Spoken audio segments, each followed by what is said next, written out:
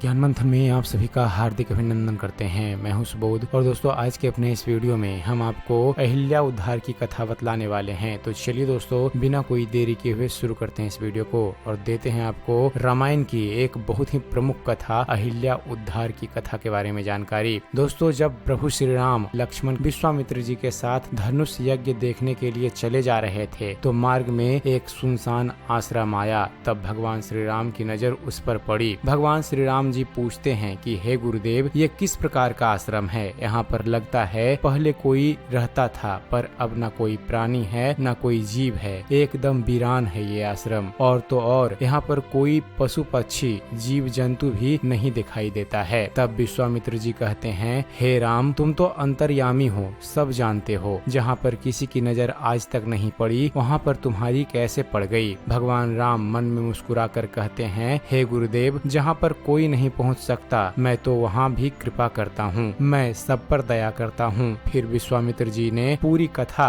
प्रभु श्री राम को बताई। दोस्तों यह कथा अलग अलग ग्रंथों में अलग अलग तरह से लिखी गई है लेकिन सबका मूल एक ही है कि भगवान के चरणों की रज अर्थात धूल से इंसान तो क्या पत्थर में भी जान आ जाती है और भगवान सब पर अपनी कृपा करते हैं। इसलिए सभी भक्तों से विनम्र निवेदन है कि आप केवल परमात्मा की कृपा को पाने के लिए इस कथा को सुनिए। भगवान श्री राम के चरणों में प्रीति हो इसलिए इस कथा को सुनिए। चलिए अब आपको बतलाते हैं अहिल्या गौतम ऋषि और इंद्र की कथा जो विश्वामित्र जी ने भगवान श्री राम और लक्ष्मण को सुनाई थी। एक बार की बात है कि ब्रह्मा जी ने अपनी मानस पुत्री अहिल्या की रचना की। इनको ये वर था कि ये हमेशा 16 साल की ही रहेंगी, जिस कारण इंद्र आदि देवता के मन में अहिल्या को पाने की कामना मन में जाग गई। तब ब्रह्मा जी ने एक स्पर्धा रखी जिसमें गौतम ऋषि जीते और उनका विवाह अहिल्या से हुआ। अहिल्या बहुत सुंदर थी जिस पर इंद्र आसक्त था। जब इंद्र को यह पता चला कि उसकी अहिल्या गौतम ऋषि के पास है तो वह चंद्रमा के साथ गौतम ऋषि के आश्रम में आया। वहाँ पर इंद्र मुर्गा बना और आधी रात को ही बांग दे दी। चंद्रमा को द्वारपाल बनाया कि अगर गौतम ऋषि लौटें तो वह इंद्र को सूचित कर सकें और इंद्र ने गौतम का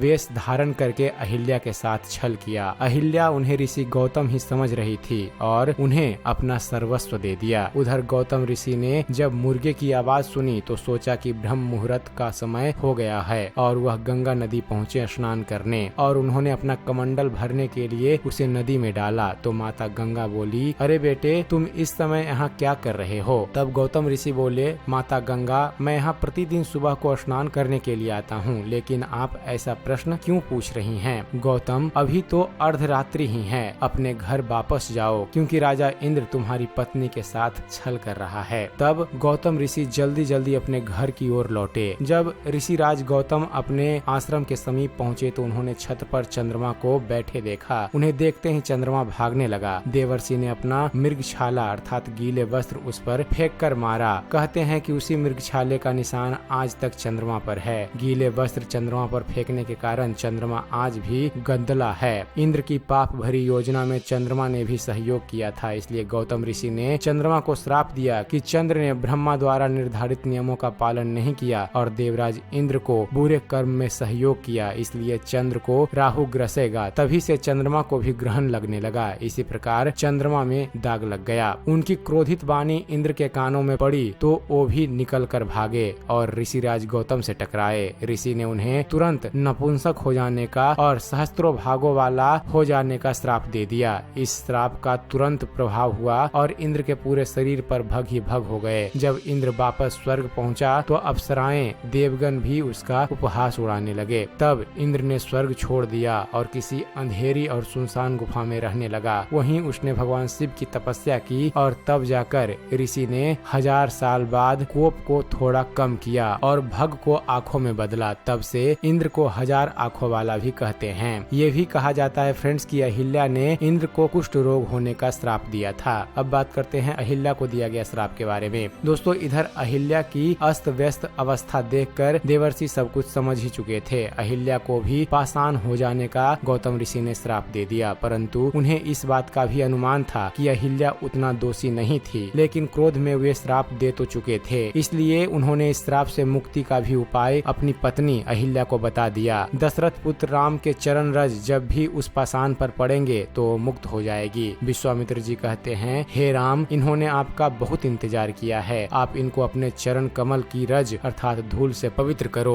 फिर भगवान ने अपने चरणों का स्पर्श अहिल्या को दिया है और जैसे ही स्पर्श हुआ है वहाँ पर तपो मूर्ति अहिल्या जी प्रकट हो गई हैं। अहिल्या जी दोनों हाथ जोड़कर प्रभु श्री राम के सामने खड़ी हो गई, बस भगवान को एकटक निहारे जा रही थी, मुख से कुछ बोल नहीं पा रही थी। वह अत्यंत बड़ा भागिनी अहिल्या प्रभु के चरणों से लिपट गई और उसके दोनों नेत्रों से प्रेम और आनंद के आंसुओं की धारा बहने लगी। फिर अहिल्या भगवान श्री राम की स्तुति प्रारंभ करती है, हे ज्ञान से जानने योग्य श्री रघुनाथ जी, आपकी जय हो। मैं एक अपवित्र स्त्री हूँ, लेकिन आप जगत को पवित्र करने वाले हैं और भक्तों को सुख देने वाले हैं। हे कमल नयन, मैं आपकी शरण में आई हूँ, मेरी रक्षा कीजिए। मेरे पति ने मुझे श्राप दिया तो अच्छा ही किया, क्योंकि आज आपके दर्शन मुझे मिले हैं और आपको इन नेत्रों से जी भर कर मैं देख सकी। जिस रूप को भगवान शिव शंकर देखकर आनंद प्राप्त करते हैं। मैं बुद्धि की बड़ी भोली हूँ, मेरी एक विनती है, हे नाथ, मैं और कोई वर नहीं मांगती, केवल यही चाहती हूँ कि मेरा मन रूपी भौरा आपके चरण कमल की रज के प्रेम रूपी रस का सदा पान करता रहे। जिन चरणों से गंगा निकलती है, भगवान शिव जिन चरणों को अपने शीश पर धारण करते हैं, जिन चरण कमलों को ब्रह्मा जी पूजते हैं, कृपालु हरि, आपने उसी चरण को मेरे सिर पर रखा है।